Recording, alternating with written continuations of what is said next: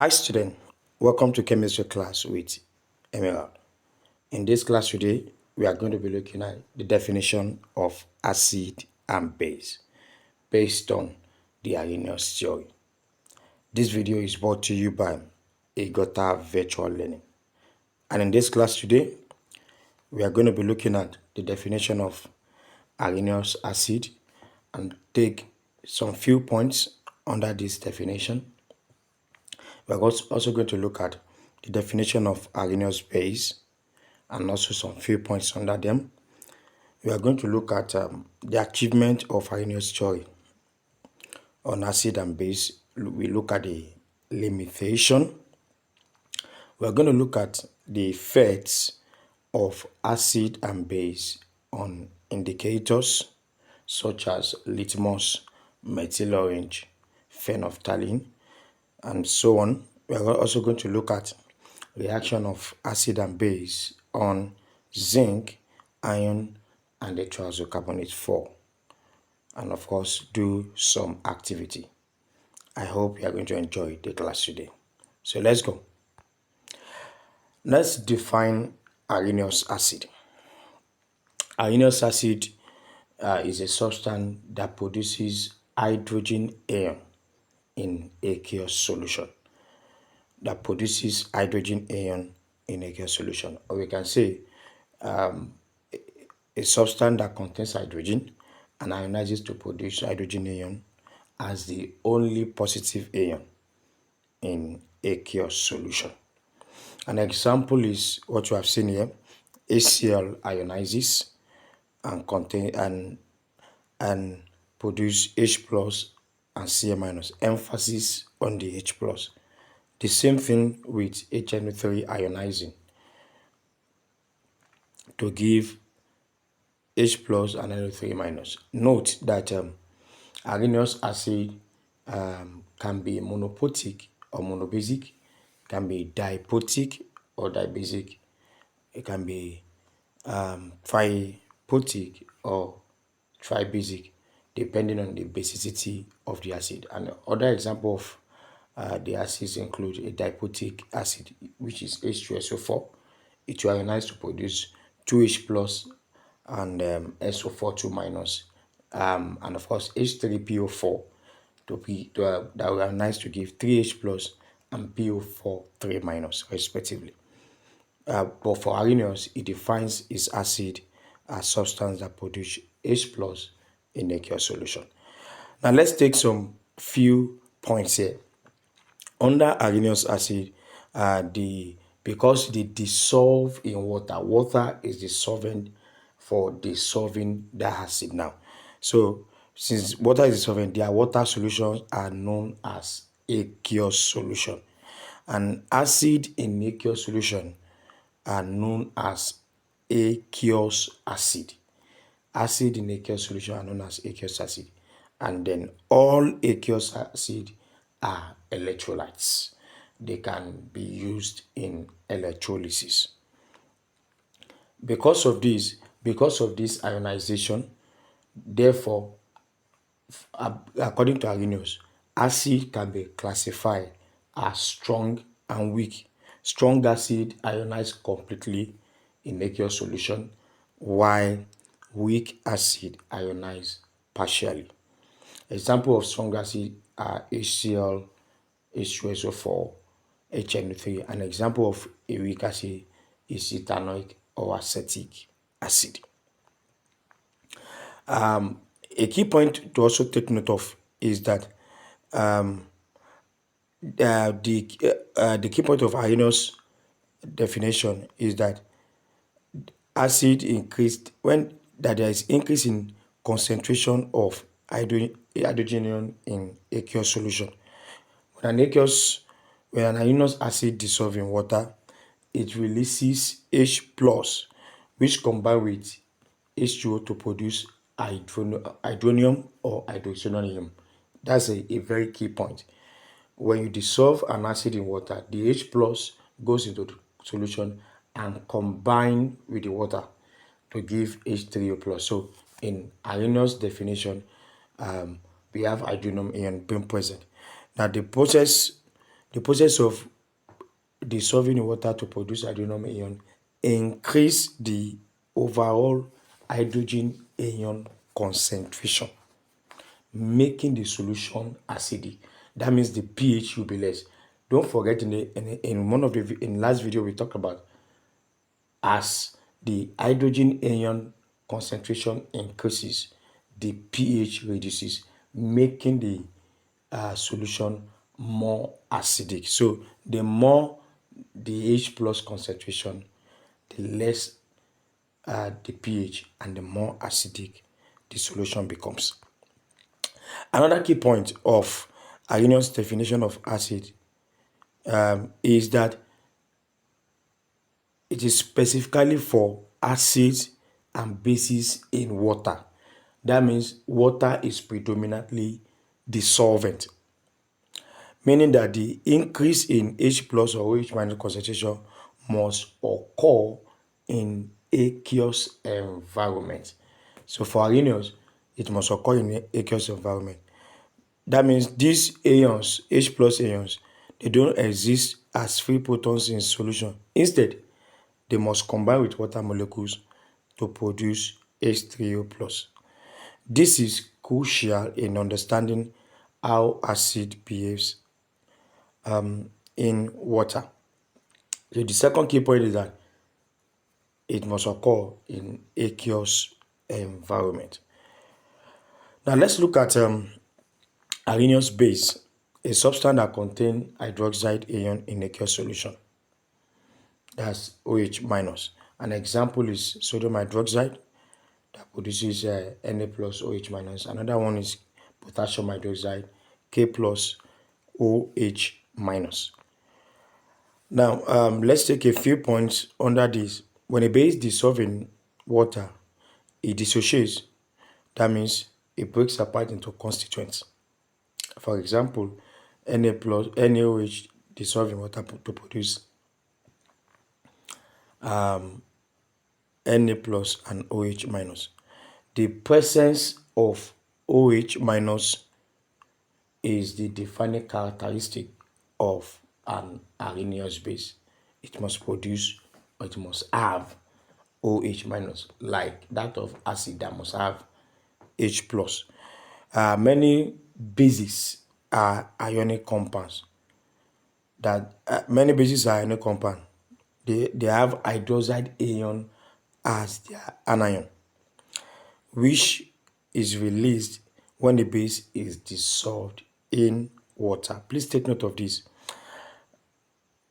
Arrhenius base are usually ionic compounds that has OH minus as their anion, and when they are dissolved in water, they produce that OH as the only negative ion in that solution. So when they combine with acid, salt and water are produced. That reaction is called neutralization. And the heat generated from this reaction is called the heat of neutralization. Let's look at the key points or the key achievements of the Arrhenius theory of acid and base. Number one, with Arrhenius theory, we're able to identify and differentiate electrolytes, and of course, between strong electrolyte and not weak electrolyte. We are able to identify acid and base as electrolyte. All acids and base are electrolyte. His theory also helps us to differentiate between a strong and a weak electrolyte. Permit me to also say that one of the achievements of Arrhenius acid and base again is that it's able to provide foundational knowledge of acid and base in aqueous solution. This is the primary achievement of Arrhenius theory. His work basically gave us a foundational knowledge of acid and base in aqueous solution. He was able to also explain neutralization reaction, and heat of neutralization. The theory also helps us to establish the concept of ionization in aqueous solution and the role of ions in chemical reaction. His work also provides foundation for further theories to be postulated. Foundation for other theories to be postulated. Now, may I say this on Arrhenius base that under Arrhenius base we could have bases that are soluble in water, which are called the alkalis. An example is sodium hydroxide, potassium hydroxide, and calcium hydroxide, while others are insoluble in water. Okay, so let's look at the limitation of Arrhenius theory. The limitation of Arrhenius theory. Number one, it is limited to aqueous solution. In chemistry, we have two major type of solution. We have aqueous solution and chemical solution. An aqueous solution is a solution that has water as its solvent, while chemical solution is a solution that has any other solvent as its main solvent. So Arrhenius limits his work or his definition to aqueous solution. That means that water must be the solvent of course we had various solvents which we are going to be exploring. Arrhenius define acid and base based on their behavior in water, specifically production of H plus and OH minus. However, this definition does not apply to reactions in non-aqueous solvents or reaction. So this is the primary limitation of the theory. Now, another limitation is that it does not account for basic property of some certain compounds. It does not account for basic properties of some certain compound. For example, ammonia. Ammonia is a base, and because ammonia will dissolve in water to produce OH minus, and the definition of a base is that is a substance that produces OH minus in aqueous solution, and this is an example of it. So it was not Arrhenius theory was not able to account for the basic properties of some of these substances, ammonia, the metal oxide, and certain salts, e.g., sodium triisocarbonate 4. They do not contain OH minus but still exhibit basic properties in aqueous solution. So it was not able to account for that. That's another limitation. Another limitation is that it was unable to explain neutralization reaction without ions. Although he explained neutralization and heat of neutralization, but he was not able to explain it deeply without ions. What do we mean by that? His theory focused on ions in aqueous solution, making it difficult to explain a neutralization where the resulting salt may not be explicitly ionic.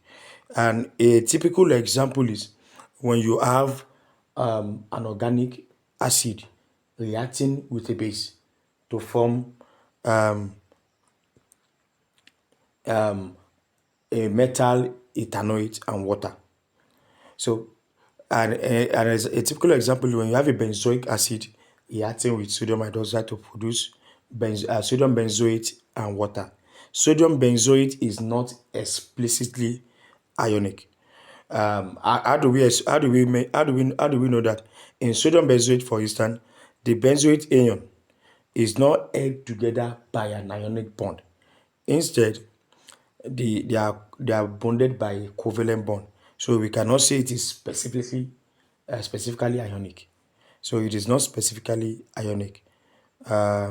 So cases like this were not explained by Arrhenius. That's the third limitation.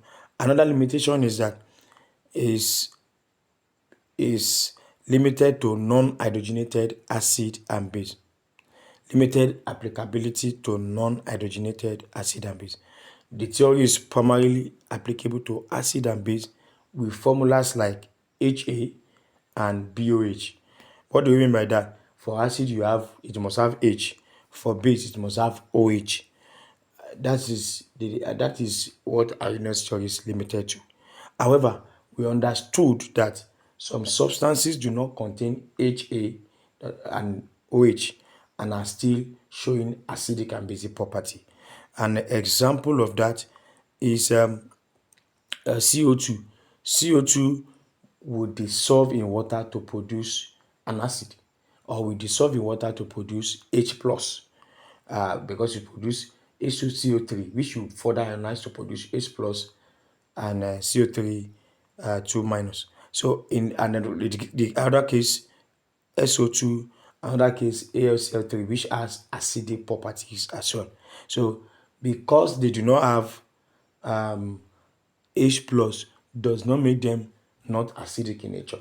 And then another instance is this CO2 again that will combine seamlessly with sodium hydroxide to produce a salt and water, which is also a basic property of an acid. So his work is limited to acid having HA and base having BOH formulas. Another limitation is that it doesn't explain acid base behavior in non-aqueous solvent. The theory does not account for the acid or basic behavior of a substance in non-aqueous solvent like benzene or other organic solvent. Some certain acid and base have certain behavior in non-aqueous solvent, e.g.,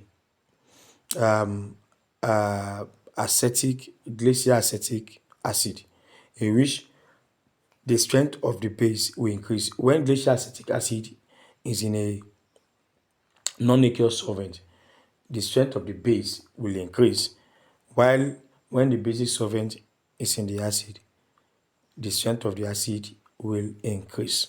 So these are limitations of the Arrhenius theory. Now let's look at the effect of acid and base on indicators. The effect of acid and base on indicators. Acid and base can change the color of acid-base indicators. Examples of these indicators are the litmus paper. For litmus paper, a common indicator, it turns red in acidic medium and turns blue in basic medium. Other indicators include methyl orange and phenolphthalein, which also exhibit distinct color change in acidic and basic environment. Note that this color change in litmus are due to the reaction between indicator and the hydrogen ion or hydroxide ion present in the solution. Let's look at litmus. In acid, for acid turns blue litmus paper red in acidic solution because it reacts with the H plus from the acid. A base in basis for base turns red litmus paper blue in basic solution due to the reaction of the OH minus from the base. And in neutral solution do not affect the color of a litmus paper. Neutral solution does not affect the color of a litmus paper. For other indicators, for methyl orange in acidic medium, it will turn methyl orange red. For basic medium, it will turn methyl orange yellow. For phenolphthalein, it will remain colorless in acidic solution, but it will turn pink or red in basic solution. For universal indicator, as far as acid is concerned, it changes the color of a universal indicator from green to red, and base will change the color of a universal indicator from green to purple. Let's look at the mechanism of acid and base on indicators. Acid-base indicators are weak acid or base. They are undissociated and dissociated form have different colors. That means before they react with acid, that's the undissociated form, and then when they react with acid, each of these form that they take have different color.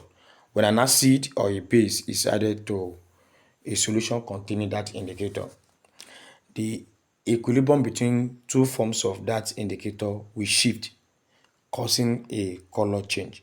So in acidic medium, the equilibrium position shift to favor the undissociated form of the indicator, while in basic solution, it shift to favor the dissociated form.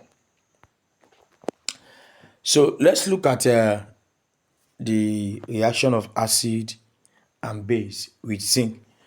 Zinc is a moderately reactive metal, and it can react with both acid and base to form hydrogen gas and a salt. Emphasis on hydrogen gas and a salt. So when zinc reacts with both acid and base, it forms hydrogen gas and a salt. Let's look at that reaction. For instance, you can have zinc reacting with dilute mineral acid like HCl to produce zinc chloride and hydrogen gas. With a base, if zinc reacts with sodium hydroxide and water, for instance, it produces sodium zincate and hydrogen gas as well. And this is the reaction with HCl, and now you can also react with H2SO4 as well in this case. Okay, so let's take a key point from reaction of acid and base with zinc. Number one is that zinc is an active metal, like I've said, and readily reacts with both acid and base. The reaction with acid is exothermic. That means heat is released. Take note of that. The hydrogen gas produced in that reaction, in both reactions, is flammable and can be detected with a burning splint. It can be detected with a burning splint. Zinc is also able to react with certain non-metals. Let's look at reaction of acid and base with iron. Iron will react with both acid and base, leading to different outcome. For zinc, we know it produces hydrogen gas and a salt, but for iron, it's different. Of course, again, iron is also a moderately reactive metal. Acid will dissolve iron, producing hydrogen gas and iron 2 or iron 3, depending on the acid and the oxygen present. For instance, when an acid reacts with iron, it will produce hydrogen gas and, for instance, iron 2 salt. And then if there is excess presence of oxygen gas, the iron 2 can be easily oxidized to iron 3. Base can also react with iron, but the reaction is less common, and often it also leads to formation of hydrogen and a ion containing compound that is complex. Let's look at that reaction. For the acid reaction, it will react with H2SO4 and so on to produce iron sulfate and hydrogen. Of course, note that for the iron sulfate here, it is iron 2 sulfate. So in the presence of excess oxygen or air, the iron 2 can be changed to iron 3. So it becomes from green to brown. In basic solution, bases generally do not react with iron to produce hydrogen gas. Take note of that. However, some bases like strong alkalis can react with iron under specific condition in the presence of water to produce hydrogen gas and complex ion compound. So let's look at this reaction, like when sodium hydroxide reacts with iron in the presence of water to form sodium ion compound, as we have seen here. Key points again. The reaction of iron with acid is more common and generally involve formation of iron, hydrogen gas and iron salt. The reaction of iron with base is less common and depends on specific conditions. Moisture, pH, and presence of other ions can affect the rate and extent of these reactions. Now let's look at reaction of acid with triazocarbonate 4. Triazocarbonate 4 salt like Na2CO3 react with acid to produce CO2, water, and a salt of the original acid. An example is NO2CO3 reacting with HCl to produce NaHCO3, which further react with NaCl and produces, which further react with it produces NaHCO3, that's sodium hydrogen triazocarbonate 4 and NaCl. And then the sodium hydrogen triazocarbonate 4 react with excess acid to produce sodium chloride, CO2, and H2O. So basically, when triazocarbonate 4 reacts with acid, they produce the salt, CO2, and water. Please take note of that. Those reactions are very good applications in the laboratory and industry, especially acid-base titration and neutralizing acidic solution. Let's take off on key points again. Triazocarbonate 4 salt react with acid to produce carbon dioxide, water, and a salt, like we have mentioned. Another one is that triazocarbonate 4 salt are generally not reactive with a base. Take note of that. Except in a very specific area or with concentrated alkali solution. They are ever capable of forming complexes with certain metal ions.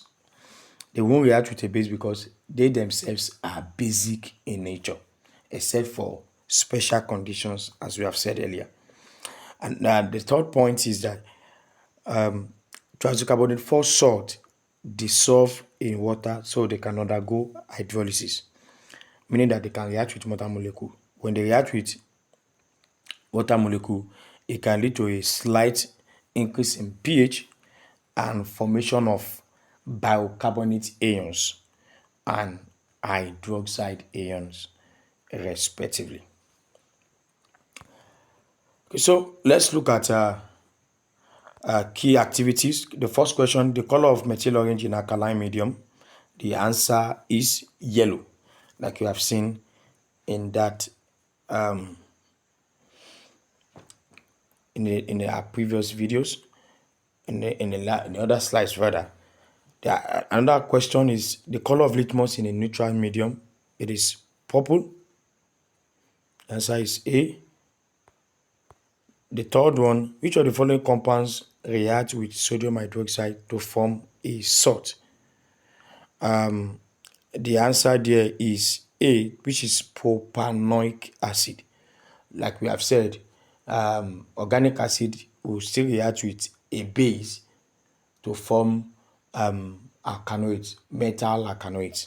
And this is also known as neutralization reaction. It was explained in previous slides. And then the last one here is when you have H plus and OH minus to produce H2O, what type of reaction is that? It is neutralization. The H plus is from acid, the OH minus is from base to form water. The reaction is neutralization. So far we have been able to look at the Arrhenius theory of acid and base and taking some few notes on them. We've looked at the achievement of that theory and we've looked at the limitations of that theory. We've been able to look at the action of acid and base on litmus, action of acid and base on indicators, rather on zinc, on iron and on carbonate for salts. This is the end of the lesson for today. Continue to learn chemistry. Bye for now.